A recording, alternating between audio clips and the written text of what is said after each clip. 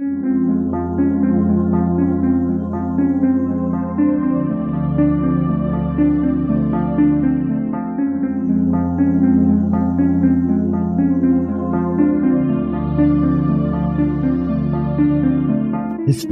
tells the story of the world and of our lives.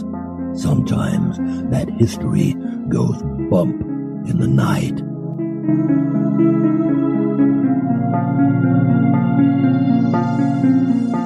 Broadcasting from the center of oddity and the supernatural in Central Florida, it's the History Goes Bump podcast. Hello, you spooktacular people. Welcome to this 541st episode of the History Goes Bump podcast. Ghost Tours for the Theater of the Mind. I'm your host, Diane. And this is Kelly. Kelly, on this episode, we're going to a pretty infamous location in New York City, Hotel Chelsea. Excellent. There's some crazy stuff that has happened in this place over the decades that this place has stood. And anybody who's familiar with the Sex Pistols and Sid Vicious, you've probably heard of the Chelsea. It's definitely connected to it. Lots of ghost stories to go with this one. Before we get into that, we want to welcome into the spooktacular crew Jason, Angela, Riley, Linda, and Rachel, who spells the tail end of her name E-A-L. Thank you so much for joining the spooktacular crew. And now this moment, Oddity.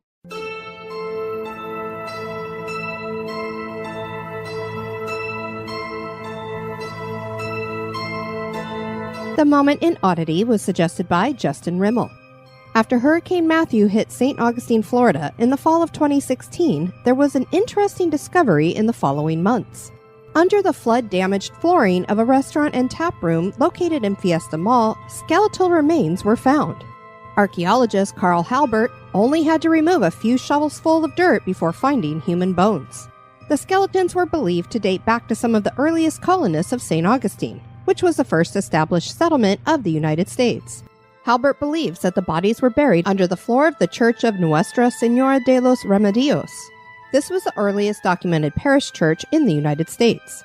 In total, 7 skeletons were uncovered within a 6 by 12-foot area. Despite their discovery, the remains were reburied under the floor of the A1A Aleworks restaurant, which leaves this location on a short list of must-dine locations in one of our favorite cities. Enjoying a nice meal and good brews while seated over early colonists' graves certainly is odd.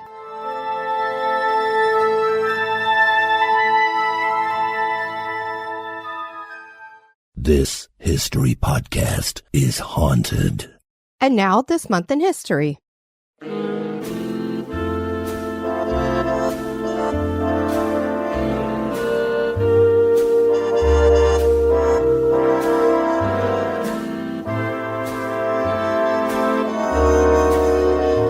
This month in history was suggested by Emily Petrarca. In the month of June on the 9th in 1772, American colonists attacked and burned the HMS Gaspee after it was grounded on a sandbar. Known as the Gaspee Affair, the Royal Navy customs schooner was tasked with enforcing the Navigation Acts and other unpopular customs laws imposed by the British government on American ports.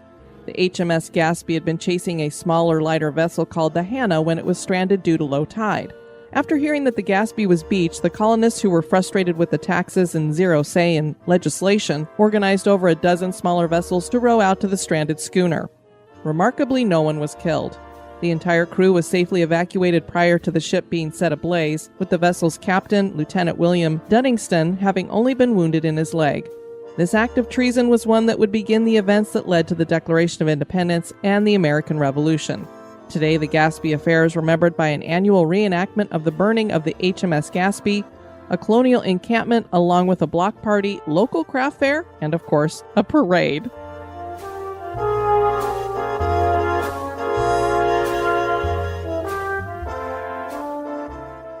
The Hotel Chelsea refers to itself as a rest stop for rare individuals, and indeed it has hosted some famous creatives. Today, it is a luxury hotel, but when it began, this was one of the first forays into attracting the upper class to rent apartments in New York City. The interior was grand, and the upper floors were specifically designed to attract artists. The hotel has stood for nearly 150 years and has not only provided housing for some unique people, but it hosts many spirits. These include punk rocker Sid Vicious and his girlfriend Nancy Spungen. Join us for the history and hauntings of the Chelsea Hotel.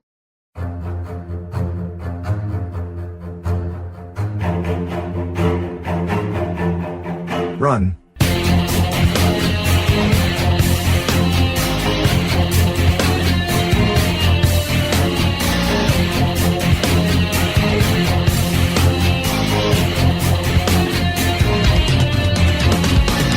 Run. Patti Smith summed up the Chelsea best when she said, "I love this place. Its shabby elegance and the history it held so possessively. So many had written, conversed, and convulsed in these Victorian dollhouse rooms. So many skirts had swished these worn marble stairs. So many transient souls had espoused, made a mark, and succumbed here." And as we found through our research of the ghost stories, many have decided to stay. The Chelsea sits at 222 West 23rd Street in New York City. The hotel was named for the neighborhood and was conceived by the Chelsea Association. Construction began in 1883 under architect Philip Hubert, who designed it in the Queen Anne Revival and Victorian Gothic architectural styles. When completed in 1884, it stood 12 stories with a high mansard roof and featured red brick, flower-ornamented iron balconies, and 100 apartments. Innovative features included electricity, steam heating, and hot and cold running water. Hot and cold running chills as well. There were 3 passenger elevators and 2 steam-powered freight lifts. The structure was grand, the tallest apartment building in New York City at the time, if you can believe that, 12 stories, and quite different from the furniture store that had stood on the lot previously. That had burned down, so it was just this empty lot sitting there. The interior originally had marble flooring that had been replaced with mosaic tile floors today.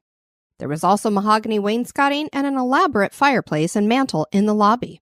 There were 3 dining rooms for residents that were decorated with stained glass and carved gargoyles. Ooh, love that. A reception room had plush and velvet carpet and white maple. A central staircase was topped by a skylight and had art and photos lining the walls with marble stairs and iron railings. The first floor not only had this lobby, but there was a restaurant and 4 storefronts that included a barber shop, fish and meat shop, grocery, and bakery. We're not sure what the original restaurant was, but in 1930 it became Batchelder's Restaurant, and then in 1955 it became the El Quixote, and remains that today. The walls featured murals inspired by the book Don Quixote, and had red vinyl booths, marble terrazzo floors, and chandeliers. The restaurant could originally seat 220 people, but it was greatly reduced in a recent renovation to just 65, so it's an intimate dining experience now. The Chelsea added the Café Chelsea Bistro in 2023. The Chelsea started out as apartments and was one of the first apartment buildings to offer penthouses. This was a housing cooperative, and many of these were meant to attract something other than the working class, and several were built by Philip Hubert and called Hubert Home Clubs. This would be his most successful. Apartments ranged from 800 to 3,000 square feet. Can you imagine a 3,000 square foot apartment? Talk about luxury. Yeah, with the penthouses featuring as many as 8 to 12 rooms, depending on what source one uses. I saw various accounts of how many rooms there could be. Bigger units were on the outside, while smaller units, which were generally used by unmarried residents, those were inside near the stairs and elevators. So if you were unmarried, you get to have all the noise. Great. Every apartment had its own bathroom, and most were ornately decorated with onyx and marble. 67 apartments had their own kitchens. Several apartments on the 10th and 11th floors were duplexes featuring living space on the first level and studio space on the second, so they were reserved for artists. There was no issue with filling the apartments. 2/3 were owned by Chelsea Association stockholders, and the other third were rented out, and there was a long list of people waiting to get in.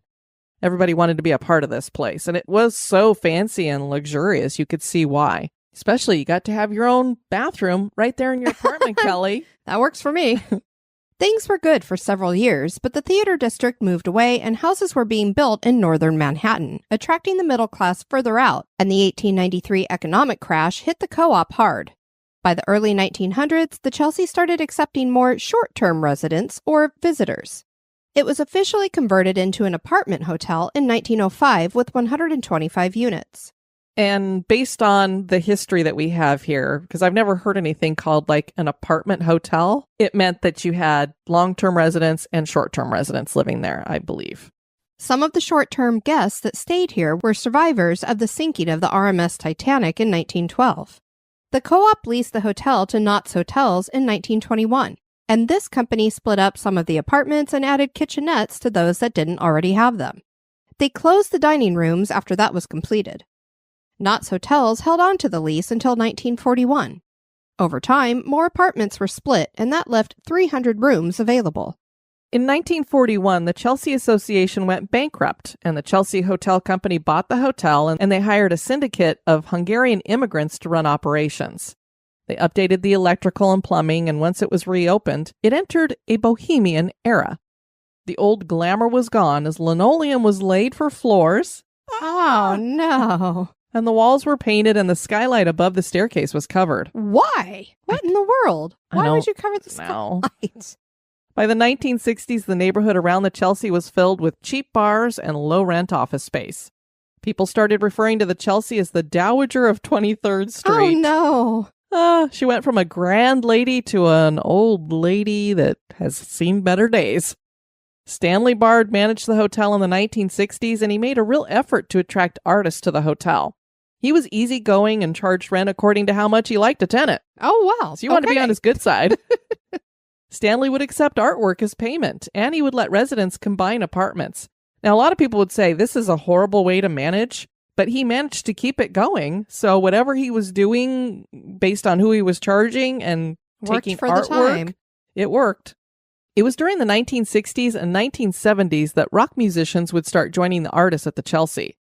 By this time, there were 400 rooms and the interior was falling apart. So you could see that they broke up a lot of these really big apartments into smaller ones. The late 1970s, the hotel had an open brothel running and drug dealers running the hallways. Crime was rampant inside and fires broke out, one of which killed a resident in 1978. The punk subculture arrived in the 1980s, and the building continued to fall into decay, even losing a balcony that injured a couple of passers-by. A third generation of the Bard family took over managing. From the 1990s to the early 2000s, most of the people staying at the Chelsea were long-term residents. In 2007, the hotel's board of directors ousted the Bards, and BD Hotels were hired to manage the hotel. They opened a basement lounge and restored the ballroom on the 12th floor. Managing the hotel was really difficult with owners evicting tenants and tenants harassing management. BD Hotels was fired and Andrew Tilley was hired. He lasted 7 months before quitting. The hotel was sold to Joseph Techerit in 2011, and he prepared for extensive renovations. He bought the hotel for $80 million and got an $85 million loan for renovations. Residents were unhappy and filed several lawsuits over the next 2 years. King and Grove Hotels managed the hotel, and in 2016, BD Hotels was back. There were more lawsuits, more stalled renovations, and no one could have imagined that eventually this building would become a luxury hotel. A soft reopening took place in March of 2022, and by mid-2022, the hotel was completely opened. There are still a few permanent residents living here, but most of the Chelsea is a regular hotel. So as you can see, during the latter part of its life here, it underwent a lot of crazy stuff because you had companies that were coming in to manage it that wanted to just turn it into a hotel. So they wanted to get rid of the people who were living there for long term.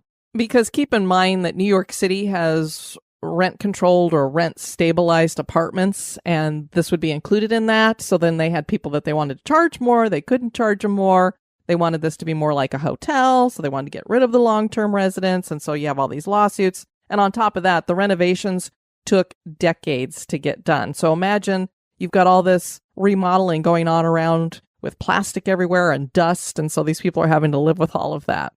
The list of famous creatives that have stayed here is lengthy. The journalist Pete Hamill characterized the hotel's clientele as, quote, radicals in the 1930s, British sailors in the 40s, beats in the 50s, hippies in the 60s, decadent posers in the 70s. That's great. I think it covers it pretty well.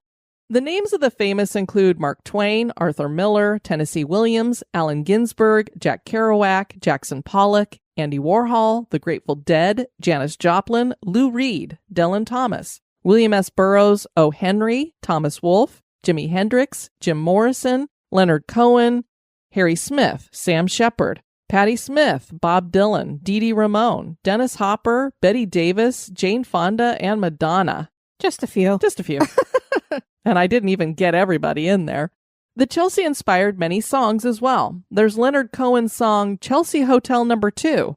One of the refrains goes, I remember you well in Chelsea Hotel. You were famous. Your heart was a legend. You told me again you preferred handsome men. But for me, you would make an exception. The you great. he was singing about was Janis Joplin. And this was after they had a tryst in that room.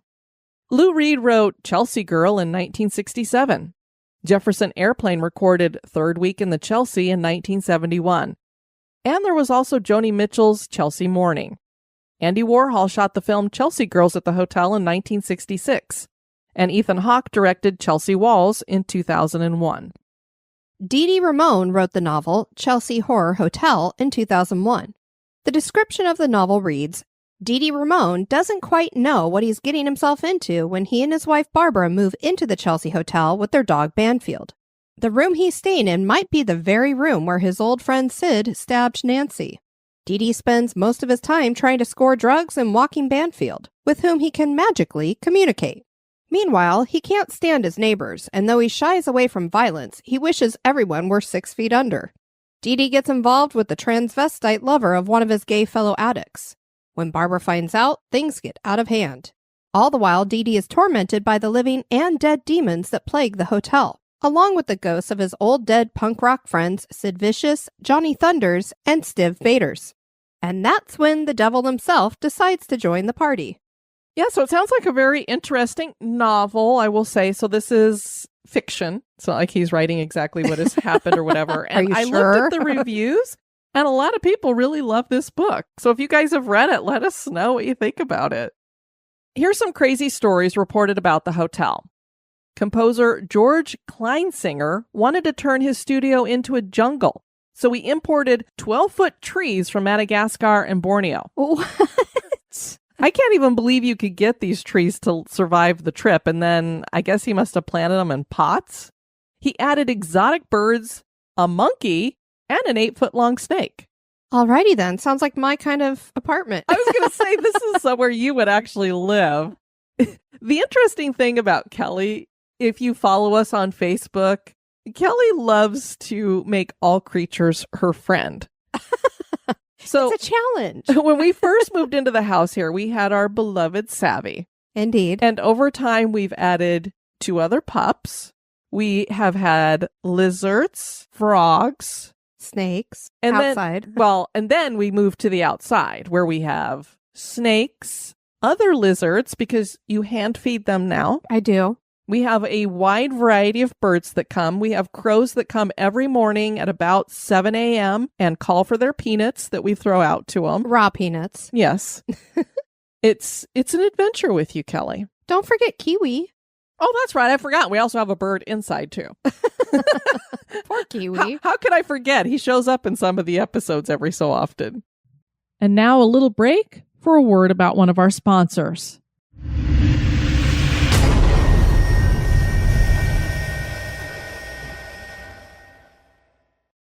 Dancer Katherine Dunham liked to hold dance rehearsals in her studio, and one day she decided she wanted to add some realism to her Aida rehearsal, and she brought 2 full-grown lions up in the elevator. She was invited to get out of the hotel shortly after that.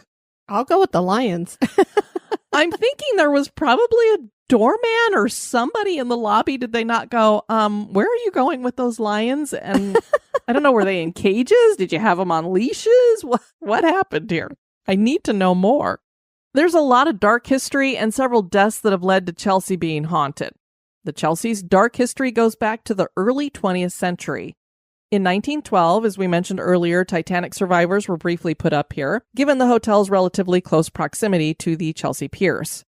The New York Times reported in 1908, woman dies in hotel, took drug for sleep. Miss Almira Wilcox leaves affectionate letter telling of her sufferings. Not suicide, coroner says. Believes she was from Castleton, Vermont.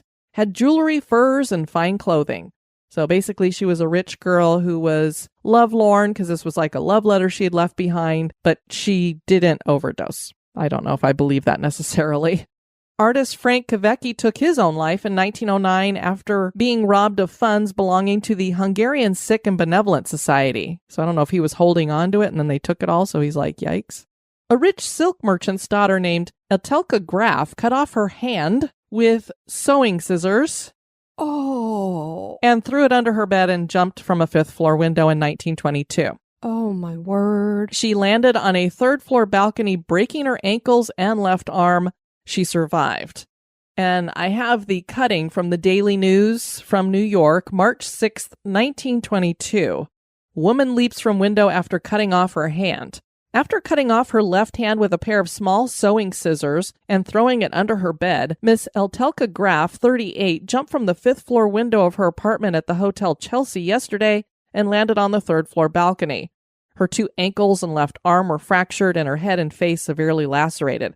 Physicians at Bellevue Hospital were surprised that Mrs. Graf could have stood the pain of amputating her own hand. She had been suffering from a nervous disease, they said. It's thought she was demented at the time of the amputation. You think? She cut her hand off. With, I Small can't even. sewing scissors? And I don't even know at what point she did it, but your wrist has a lot of bones in there. Good Lord. Mrs. Graf, an Italian, arrived at the Hotel Chelsea a week ago to visit her aged parents. She came from Paducah, Kentucky, where her husband is in business. She brought her 11-year-old daughter, Cora, with her. So I don't know where Cora was. That's all I have of the article. It looks like it goes on maybe for a little bit more, but just wow. Dylan Thomas was a Welsh poet. Many of the listeners are probably familiar with his poem, Do Not Go Gentle Into That Good Night. Do not go gentle into that good night. Old age should burn and rave at close of day. Rage, rage against the dying of the light. Thomas stayed in apartment 205 on his last 3 visits to the United States. The final stay would be his last as Thomas collapsed outside the White Horse Tavern in New York's Greenwich Village. Rumors claimed that he had slammed 18 shots of whiskey, but that may not be what killed him. He was taken to the hospital and never came out of a coma, and when he was admitted, he was suffering from pneumonia. The pathologist found 3 causes of death: pneumonia, brain swelling, and a fatty liver. Playwright Arthur Miller was living at the Chelsea in 1962 when Marilyn Monroe died. Edie Sedgwick set her room on fire in 1967 while she was high on a speedball. Charles R. Jackson, author of The Lost Weekend, committed suicide there in 1968. A photographer named Billy Maynard was beaten to death in his room in 1974. So there's some crazy stories connected to this place. Lots Just of a few. suicides and murders and connections to things. And then there was Sid and Nancy.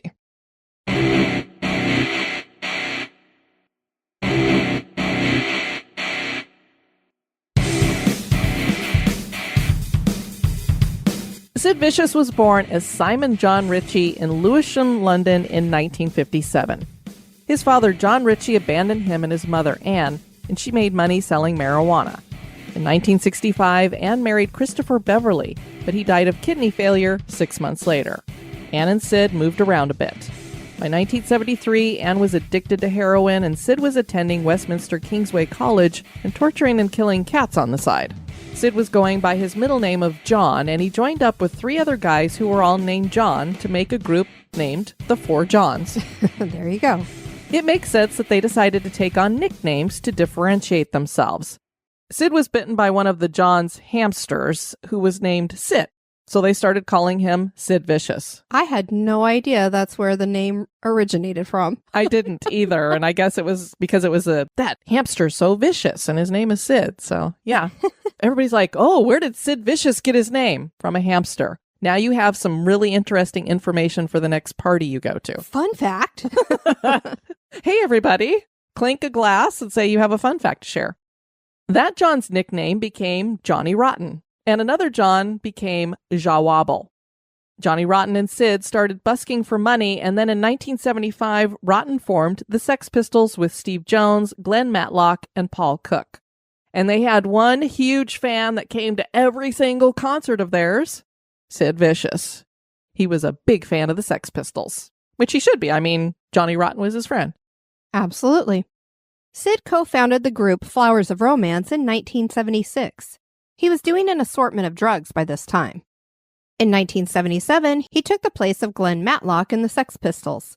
It was said that Johnny Rotten was the voice of punk and Vicious was the attitude. Vicious's first gig with the Sex Pistols was in April of 1977, and it was shortly after this that he met Nancy Spungen, who was an American groupie living in London. She was also a heroin addict. Nancy made money as an exotic dancer and drug dealer, and once she and Sid got together, it was nearly impossible to separate them. This wasn't a match made in heaven. The couple fought often, and many times it became physical. Vicious often lived up to his name and beat her.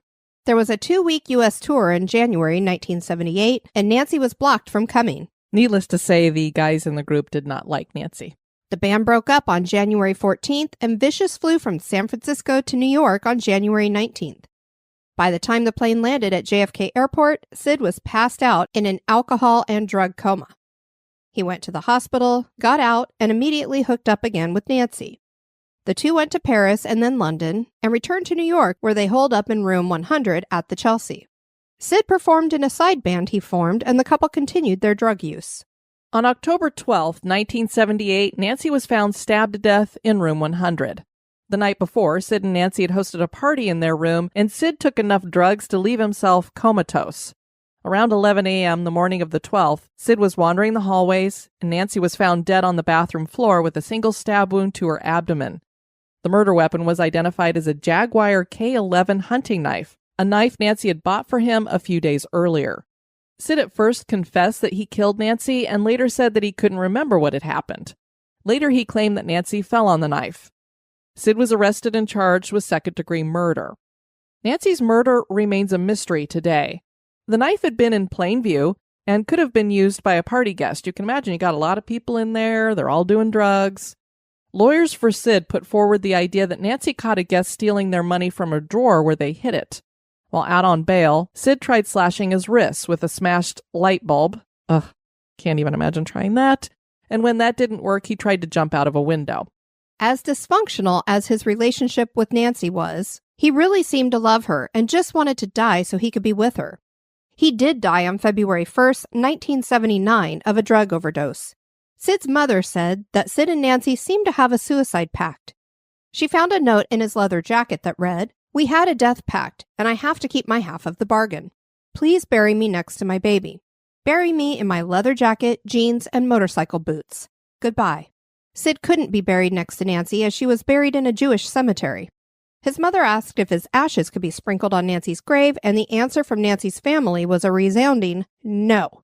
Rumors claimed that his mother sprinkled the ashes there anyway. There seems to be many spirits walking the halls of Hotel Chelsea, and with all that the building has witnessed, it is no wonder. A night security guard who worked in the building was named Timor. He shared a ghost story about a sex worker named Victoria who had died at the Chelsea from AIDS. She liked to dress like Betty Boop and wore her hair in a similar way. Shortly after Victoria passed, a woman staying in her former room asked Timor if she could get a different room. She told him that she'd been looking in a mirror and saw Victoria staring back at her, Betty Boop bangs and all. Oh my goodness. She go, boop boop be-doo. Another story goes back to the Titanic survivors who stayed at the Chelsea. One of them was a woman named Mary who lost her husband, and she was very depressed about that. The story goes that she hanged herself on the 5th floor, and now people claim to run into her on the western end of the building. Mary likes to look at herself in the mirror, so people have nicknamed her the Vain Ghost. The Chelsea Hotel blog wrote in 2010, on Sunday's Celebrity Ghost Sightings program on the Bio Channel, Michael Imperioli revealed that he had been visited by a ghost named Mary while staying at the Chelsea 14 years ago. This led us to wonder if anyone else had encountered Mary, apparently a rather old ghost, during their time at the Chelsea. We asked one of our sources, a huge fan of the Chelsea who keeps up to date on all the happenings, past and present, natural and supernatural, at this deeply weird hotel, and it turns out she had already been contacted about the show. She writes, "Hi folks, someone who saw the television show about Mary, the Chelsea Hotel ghost, sent me this question. Do you know anything about the young woman named Mary that was living at the Chelsea? She lived on the 8th floor and hung herself when her husband died on the Titanic. I guess she's been seen there. I forwarded it to the friend who visited the Chelsea, the one who spoke with the spirits there, and asked her whether she recognized this one. Here's her response. I think, yes, she was in front of a mirror checking out herself. The mirror was not in this world. Elaborate. She's in a hat with plume hair large and Gibson girlish. She's seen if she's looking okay and acting like we were disturbing her boring, self-absorbed nature, perhaps. I remember my friend describing this person at the time on the 8th floor. Then my friend said she was looking in the mirror forever, never stopping. She described her as very vain. And here's what Michael Imperioli shared on Celebrity Ghost Stories. Michael Imperioli had lived in the Chelsea for 2 months when he had his paranormal experience. He lived on the 8th floor and was riding the elevator up to it one night around 3 a.m. He stepped off the elevator and noticed the light in the hallway was dimmer than usual. Michael said that he then heard the sobbing of a woman coming from the opposite direction, so he turned around and looked at the end of the hallway and saw the figure of a woman in the corner kind of hunched over with her head down, and she's crying. The woman was wearing a very long black dress that looked like something from 100 years ago. He asked her if she was okay, and then he heard a loud pop behind him. The light bulb in the fixture behind him had popped. Now half the hallway was dark. Michael turned back around, and the crying woman was gone. After he told a couple neighbors about the incident, they told him about Mary and the Titanic. And when he was telling the story on Celebrity Ghost Stories, you could tell this still greatly affected him. He was really scared about it. Nadia is another ghost that guests sometimes see roaming the halls. She jumped from a window to her death. Nadia came from one of the rich families that lived at the Chelsea. Nadia met a good-looking songwriter and decided to elope with him. That man turned out to be an alcoholic, and he eventually left Nadia alone with their 2 children. She came back to the hotel with her tail between her legs and begged her father to allow her to move back in. He said she could as long as she did chores around the house and got a job to help bring in money. Apparently, he must have been having money troubles at this point. Since he had been rich, why would she need to go out and help support the family? Nadia eventually couldn't take it anymore and ended her life. She's not only inside the hotel, but people sometimes say that they see her on the sidewalk on 23rd Street, and they know she's a ghost because she's transparent. There are stories on the internet, Kelly, that mix Nadia's story with Eltelka Graf and say that this is the severed hand spirit. But Graf didn't die. So I was going through and I was writing this out as just one story, and I was pinning it back to Eltelka Graf, but I'm like, wait a minute, here's this newspaper story. She didn't die. She survived going out of the window and cutting off her hand. So again, when these things get started on the internet, people just go with them and don't look behind them. So I don't know if this story about Nadia is true or if it's just a legend that's been created around the true story of Eltelka Graf. People see a ghost on 23rd Street. Maybe it isn't somebody who came from the Chelsea. It could be anybody. That's true. Paula wrote in 2010, I've stayed in the Chelsea pretty regularly, including a 3-month visit in late 2003. Of course, you can feel the history of the place everywhere. But in August 2008, I stayed for a week. I had to move rooms for my last night and was put in room 624. I could not sleep there. I could barely move or breathe. Something was in the closet. As I lie in bed in the middle of the night, I neither saw nor heard a ghost. But somehow, I felt like there was something in that closet. In a half-dream state, a strange feeling came over me, and suddenly I knew what the spirit was. A man. A writer who had hanged himself in the closet and was furious at the Chelsea for not including him in the publicized list of artists who had died there. He's haunting the place because he's like, hey, I died here too and I'm famous. Did you include his name? I don't know because she never says who the writer might have been. So hopefully it doesn't haunt you. Uh-oh. Around dawn, I tried to open the closet door and the knob would not turn. It was not broken. It was as if someone was holding it from the other side. I have done some research and come up with no info, but I will never forget that terrifying night. However, it hasn't scared me away from the best hotel in New York City. She's just like, I don't want to stay in room 624 ever again. Artist Jennifer Elise Chaparro reports, there was definitely something going on the 10th floor. I could feel the energy. I've had some moments where my hair just stood up and I knew I had to run and get off that floor. One time, circa 1997, my roommate saw the ghost of a man standing in our kitchen in the middle of the night, around 2 a.m. It was crazy. It scared me. Dylan Thomas might be haunting the place. Wales Online reported in November 2009, a terrified tourist is reported seeing the ghost of Dylan Thomas in the haunted New York hotel where he fell into his fatal coma. the horrified guest at the world-famous Chelsea Hotel, scene of the poet's alcohol-fueled final days, claimed she saw the poet's bug-eyed head floating in front of her bedroom mirror. Just the head. Goodness. The guest's chilling complaint, which followed a sleepless night punctuated by phantom footsteps and a creeping sense of fear, was posted on Chelsea Bloggers, a website dedicated to the 125-year-old inn. I suddenly looked up, and right in front of the bedroom mirror, I saw a head in midair, said the woman, identified only as Anna. The head seemed to grimace at me, and I will never forget the eyes staring me down, almost bug-eyed. The face seemed to be wearing some kind of theater makeup, bright red lips drawn on very carefully, white face paint, and ear-length, tightly coiled black hair. Did Dylan Thomas wear makeup? I have an idea of who this man was after looking at images of the famous that lived there and departed to the afterlife.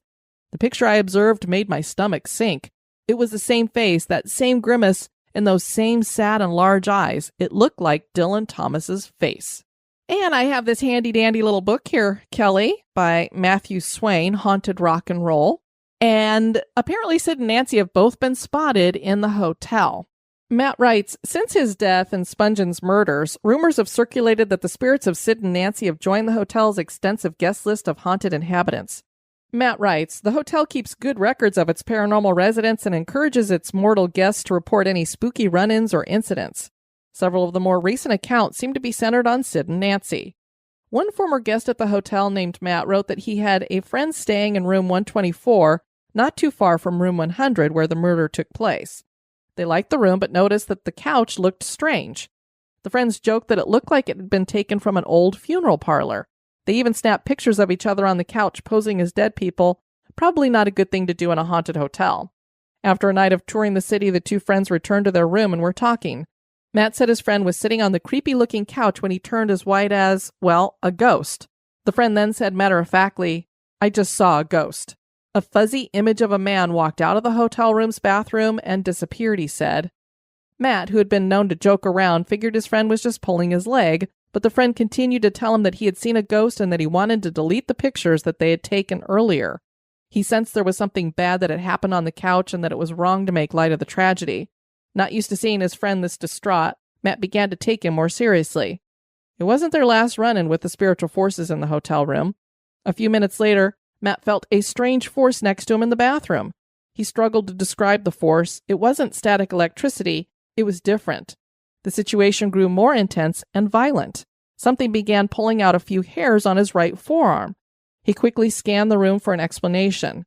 There were no drafts and no one else in the room. After the two guests discussed the incident, the friend told Matt that he believed they had made contact with the ghost of Vicious. They may have even called him up from the beyond. He reminded Matt that the two had been playing a few of Sid Vicious and the Sex Pistols songs, maybe playing the tunes that summoned the punk rocker's ghost. Another ghost commented that he and a friend had stayed in room 124 and had a similar eerie feeling there. They also claimed to have seen a filmy object that looked like a dismembered hand move along the staircase of the hotel. The two felt that some of the activity had been worse when they sat on the couch in the room. Don't summon it up if you can't put it down. We need to make that shirt, I'm telling you. Did these guests come in contact with the presence of Sid Vicious too? Other guests have not just felt the presence, they've heard it. Once a hotel guest on the first floor received an urgent call from a friend staying on the 9th floor. The friend thought someone had stolen her passport. She then said that the room seemed like it was going crazy too. The lights and television were on when she went into the room, and she was sure she had turned them off. Then, suddenly, the television turned on and off by itself. The guest raced to the 9th floor as quickly as possible to help her friend. They eventually found the passport, but their problems in the haunted room weren't over. No sooner did the emotions start to die down than the pair heard the moan of a female. The moan became a scream, like someone was being murdered. The rest of the night, the friends were completely unnerved. But they made it to checkout time. After that fitful night of sleep and worry, they decided to film the hotel lobby. When they played the video back, a male voice groaned over the audio. Neither guest could remember hearing the sound when they were filming. They couldn't remember anyone standing nearby when they shot the video. The friends reasoned that if someone had been close enough to make that noise, they certainly would have appeared in the video, but there was no one on the video who could have made the groan that was picked up on the camera's microphone. So whether it's Sid and Nancy, I mean, they'd have to break into a Sex Pistol song for me to be for sure that's Sid, but there's definitely some stuff going on, it would seem. Definitely especially on sounds that like first floor. The Hotel Chelsea has been made new again and more than likely has lost much of its bohemian charm. But that doesn't mean that something from the past doesn't still remain. Is the Hotel Chelsea haunted? That is for you to decide. I can't remember if we walked past this when we were in New York City. I don't recall either. We walked all over were that all place, over. especially all over Manhattan, and I don't remember if we went past this.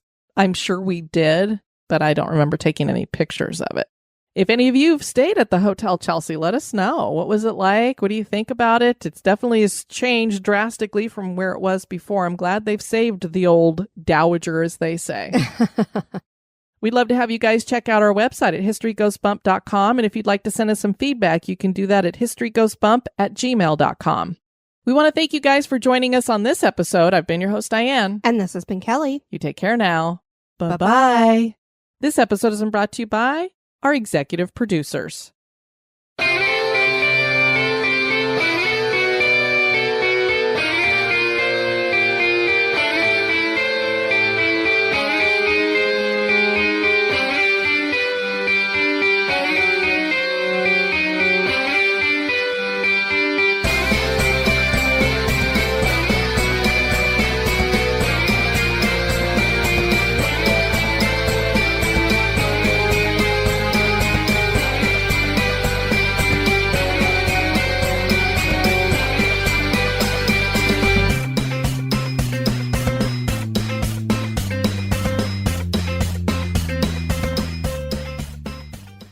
Today, it is a Luxury hotel. luxury. What's a luxury hotel? Don't know. I've never been in one. These include pink rocker Sid Vicious. I was going to say, what? Pink rocker. Sorry. Typo. A typo. Pink rocker Sid like, Vicious. Like, I don't remember him wearing a lot of pink. I Do don't you? either. I think he wore a lot of black, as a matter of fact. Yeah. Some of the short-term guests that stayed here were survivals. They were survivals. Kelly is making up her own language again. The punk subculture arrived in the 1980s, and the building continued to fall into decay. Decay. It was delightfully decayed. Kelly's beating me with her microphone. Help. Bonk. That was you.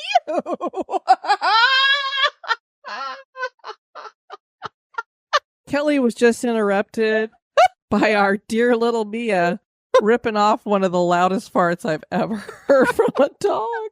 I thought it was Diane. It was not me. I turned and looked and was like, could you not have waited until I was done reading the paragraph? I would have been less rude and waited till you were done reading. Lordy. That was... All I gotta say is I hope it doesn't start smelling.